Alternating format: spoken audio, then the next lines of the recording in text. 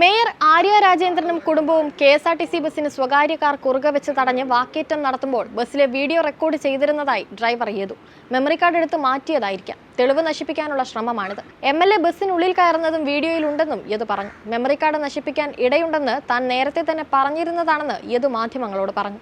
താൻ വണ്ടി ഓടിക്കുമ്പോൾ CCTV പ്രവർത്തിക്കുന്നുണ്ടായിരുന്നു. തുടർന്ന് മെമ്മറി കാർഡ് ഒഴിവാക്കിയതാകാം. അവർക്കല്ലേ പിടിപാടുള്ളത്. അവർക്ക് എന്ത് വേണമെങ്കിലും ചെയ്യാമല്ലോ. തെളിവുകൾ പുറത്തു വരണമെന്നാണ് താൻ ആഗ്രഹിക്കുന്നതെന്നും യേതു പറഞ്ഞു.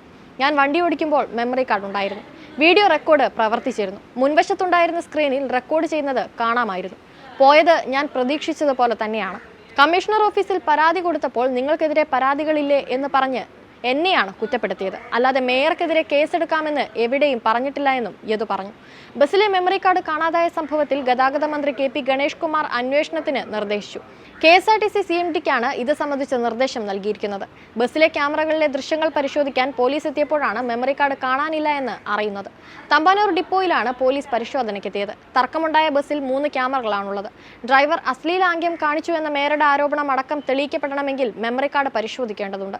എന്നാൽ മെമ്മറി കാർഡ് ഇല്ലാത്തതിനാൽ ഇത് പ്രതിസന്ധിയിലാവും. പാളയത്ത് വെച്ച് KSRTC ബസ് തടഞ്ഞ് മേയറും ഭർത്താവ് സച്ചിൻ ദേവ് MLAയും കുടുംബാംഗങ്ങളും ആക്രോശിച്ചതിനെ പിന്തുണച്ച് CPM രംഗത്ത് വന്നിരുന്നു. ഈ സംഭവങ്ങൾക്കെല്ലാം പിറകെ രാഷ്ട്രീയ ലാക്കോടെ മേയറെ പിന്തുണച്ച് DYFIയും രംഗത്ത് വന്നിട്ടുണ്ട്.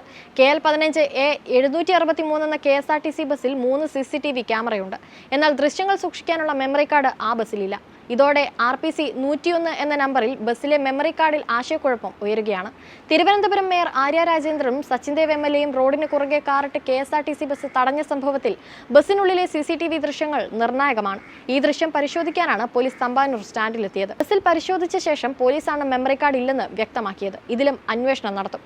കേസിലെ നിർണായക തെളിവ് ശേഖരിക്കാൻ ബസ് ഹാജരാക്കണമെന്നാവശ്യപ്പെട്ട് പോലീസ് KSRTCക്ക് കത്ത് നൽകിയിരുന്നു. ബസ് അമിത വേഗത്തിലായിരുന്നോ വാഹനങ്ങളെ ഓവർടേക്ക് ചെയ്തിരുന്നു എന്ന കാര്യത്തിലും CCTVയിലെ ദൃശ്യങ്ങൾ നിർണായകമായിരുന്നു. ബസ്സിലെ യാത്രക്കാരുടെ പട്ടിക KSRTC അധികൃതർ പോലീസിന് കൈമാറിയിട്ടുണ്ട്. ഇവരുടെ മൊഴിയും രേഖപ്പെടുത്തും. ഈ സാഹചര്യത്തിൽ CCTV ദൃശ്യവും നിർണായകമായിരുന്നു.